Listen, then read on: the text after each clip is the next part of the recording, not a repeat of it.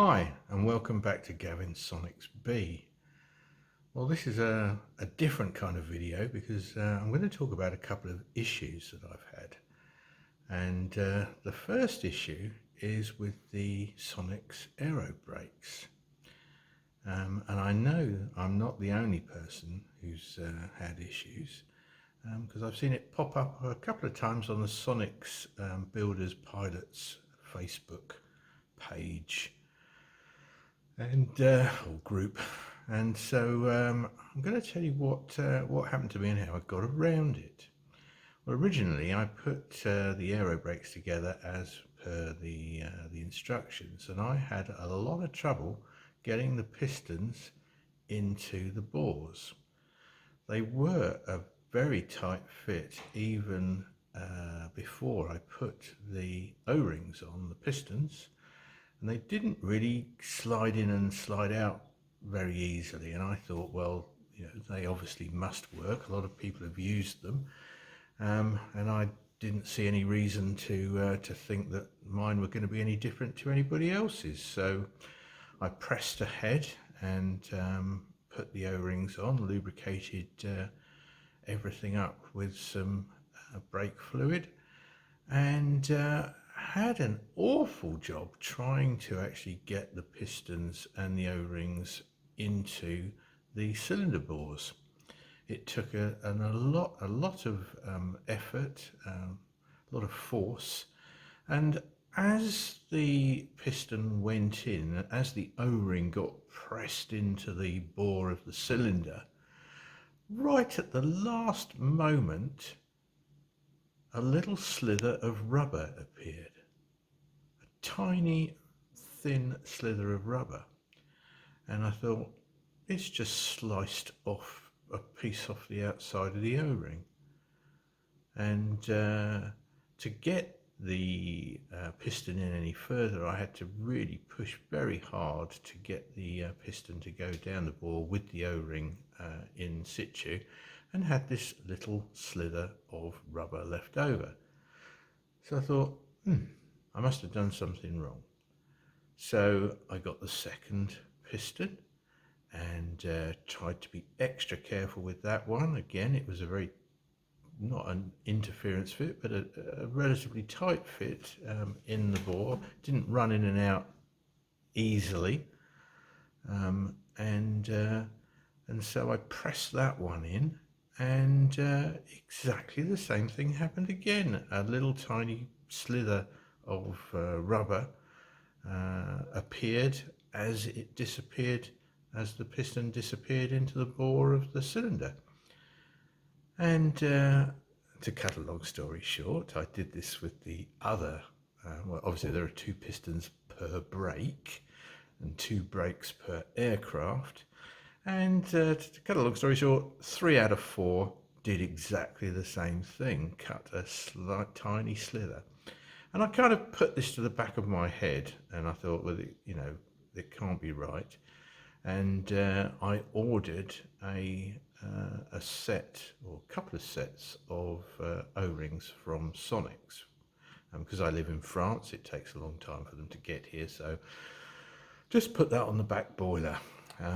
And eventually I got round to contacting Kerry at Sonex, and I told him basically what had happened, and I measured the bores of my cylinders and the outside diameter of the pistons and the depth of the groove, etc., and sent these off to him, and he confirmed that everything was actually as it should be. And I, at the time, put it down to the fact that I assembled them when it was about -2. And I thought maybe the rubber for the O-rings was extra hard. And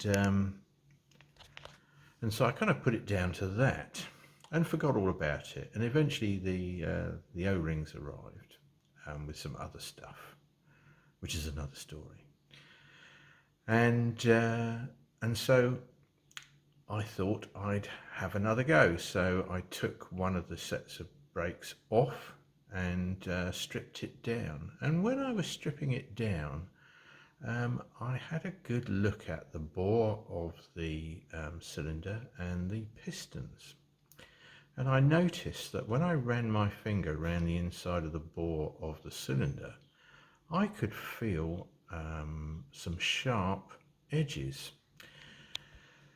And this started me thinking, because the piston dimensions, hold on a second, I've got it written down here. The outside diameter of the piston is 1 inch and 120 thou. And the cylinder bore is 1 inch and 125 thou. So there's only 5/1000ths of an inch difference between the bore, or the diameter of the piston, and the diameter of the bore, which means that I've got about 2.5 thou either side.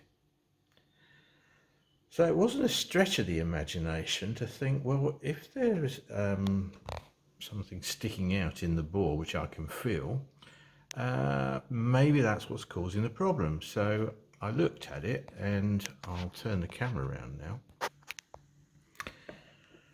This is the AeroBrake cylinder unit with 2 cylinders in it.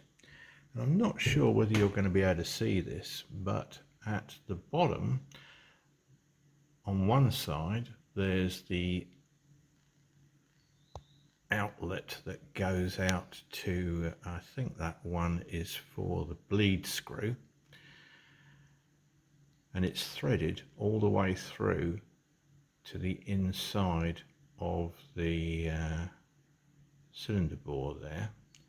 And on the other side, there's a countersink and a hole which goes through to pass the oil between the 2 cylinders. So we've got exactly the same on the other side. We've got a little bore going through there with a countersink to for the oil to go between the 2 cylinders. And then on this side, we've got a threaded, try to get it in focus for you,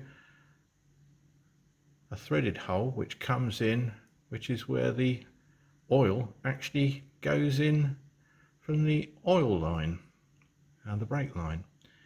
And what I found out was, and I don't think you can see it on these, well, you might be able to. Can you see it's just a little tiny bit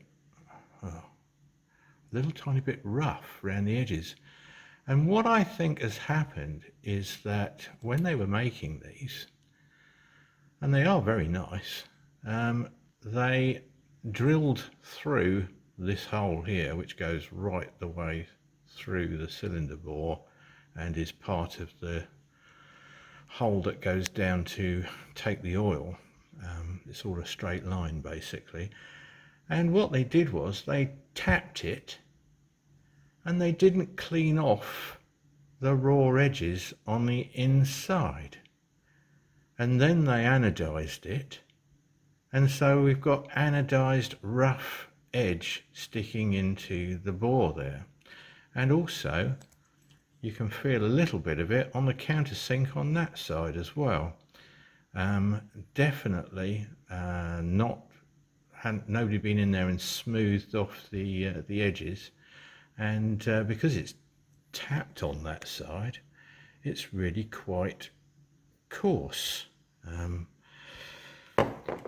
I also looked at the pistons, and I don't know whether you can see this, but you'll notice as I turn this piston round, you can see the marks that have been put in it scraping past the hole in there. But the other thing I noticed was that when I rubbed my finger around the piston, the groove was extremely sharp. The edges on the groove were extremely sharp, to the point where you could actually cut yourself on it.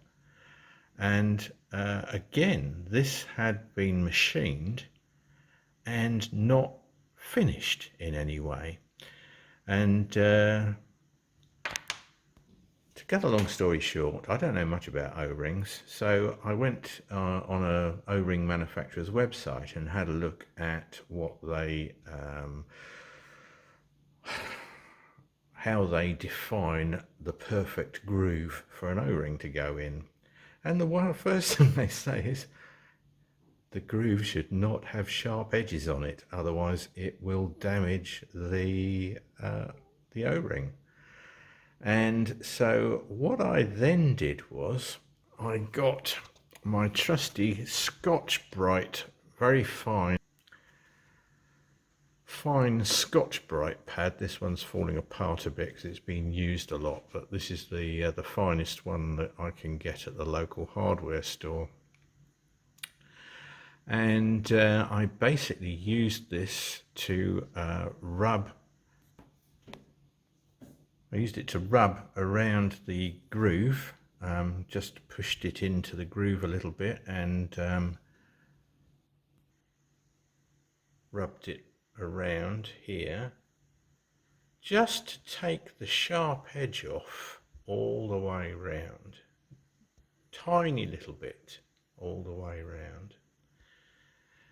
And then I did exactly the same inside the bore of the cylinder.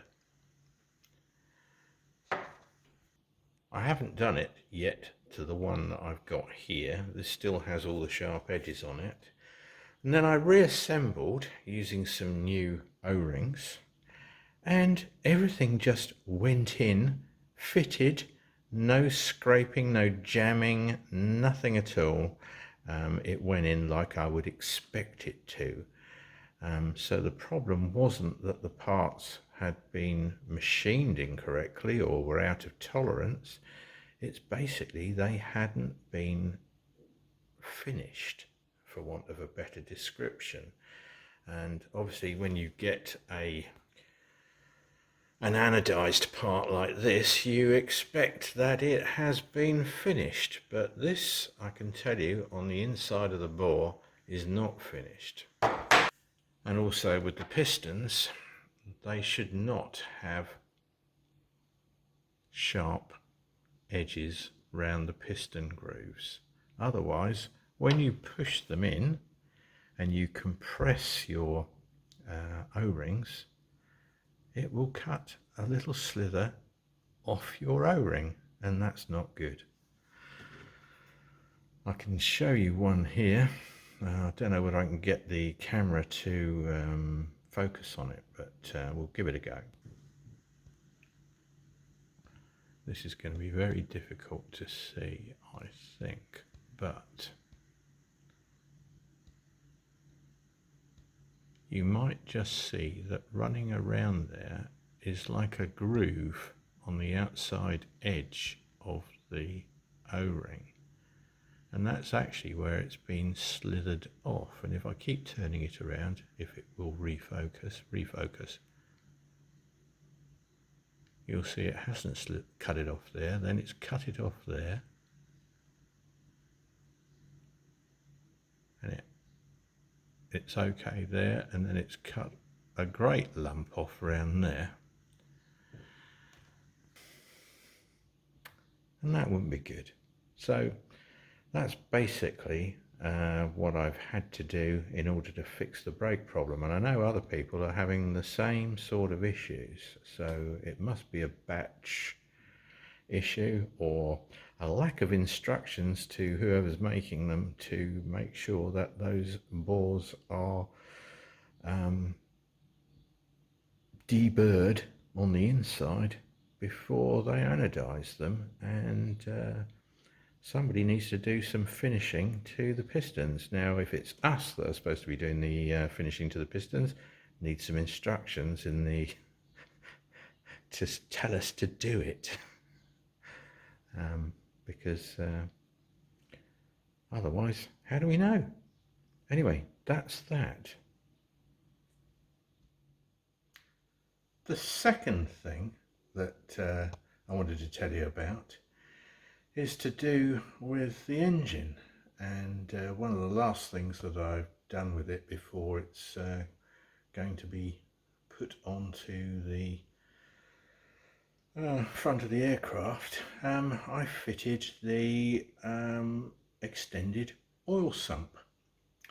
Now, after a bit of research, and I'll tell you why I had to do the research later, but after a bit of research I found out that this is a standard aftermarket thing that you can buy for the Type 1 engine.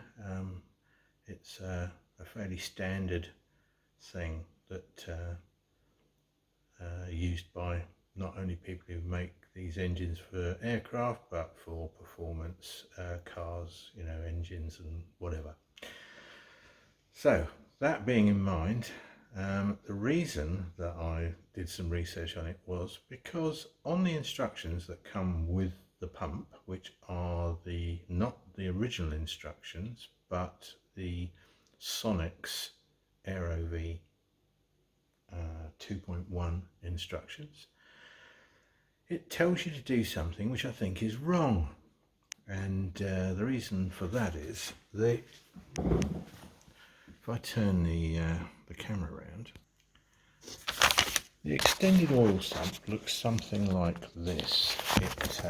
It basically has a casting at the bottom with a drain plug in the bottom, and then there is a valve at the bottom,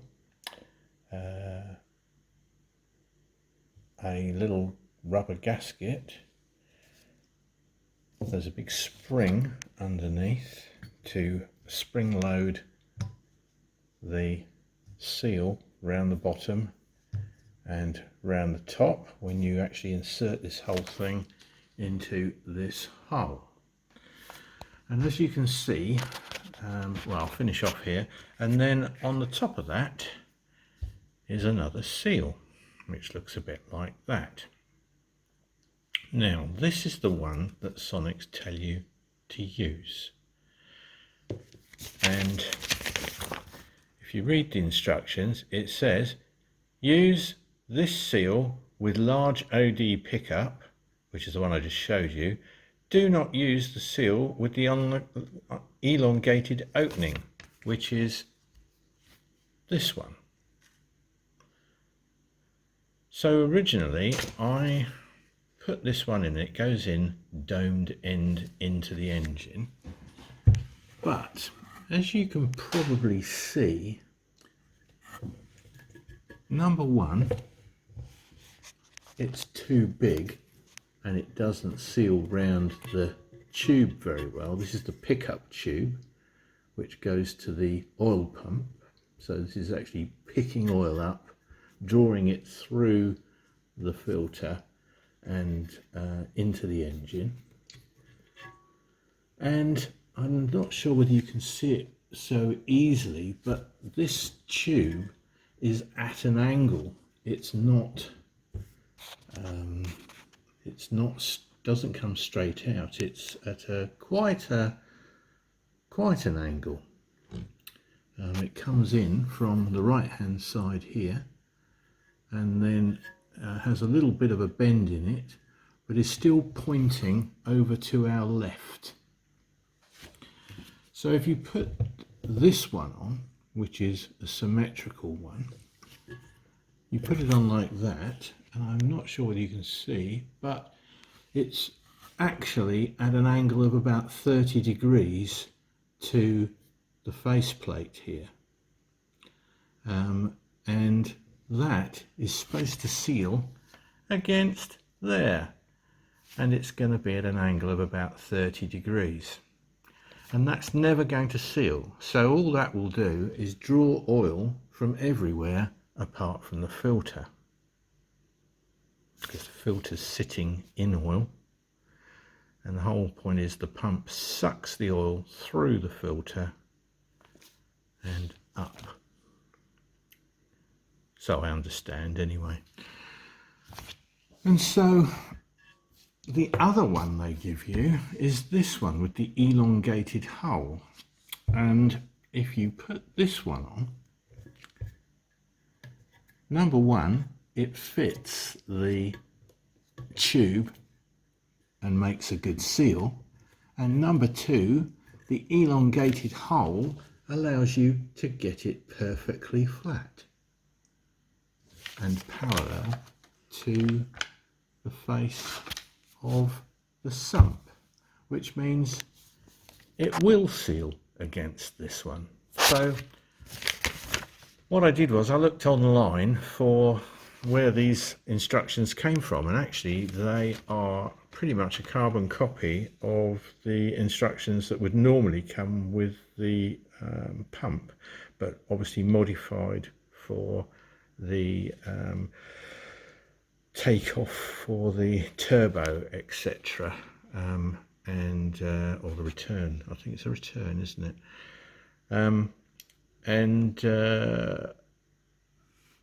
Has this extra information on the top here, which I'm convinced is wrong for my engine, and I have to stress that it is for my engine, because from what I can understand there are two possibilities when you buy these Brazilian engines. Some of them have a larger bore pickup tube, and others have a smaller bore pickup tube, and from the pictures I've seen online, the larger bore ones do indeed come in absolutely straight, but the smaller bore ones come in at a funny angle, and I think I have one of those, but it doesn't tell you that in the instructions. It says don't use that seal. Of course, if I had used that seal, it wouldn't have sealed, and that would have made the filter completely useless. So just to warn you, if you're building one of these AeroVee 2.1s with that extended sump unit on the bottom, have a good think about it and make sure that top seal is actually going to seal against the top of the filter. I will send this information to Kerry and see whether he agrees with me. Well, he hasn't got any real choice because I am right on this one. Anyway, I'll leave it like that at the moment, and I haven't had any chance to make any progress on the aircraft other than these two little issues which are now resolved, but I will be getting on very soon. I've got to finish off the back end of the engine, put the alternator, the accessory plate, and the picker, you know, the magnetos, all that kind of stuff's got to go on the back end of it prior to it being stuck onto the aircraft. And then the aircraft is going off to the hangar, which I keep saying. I know I've been saying that for about a year now, but yes, it is definitely going. I have filled out the insurance documents and haven't paid them any money yet, but it will be going to the hangar. So from the Sump Maritime and Gavin Sonex B, I'll say good evening, and I'll see you next time. Bye.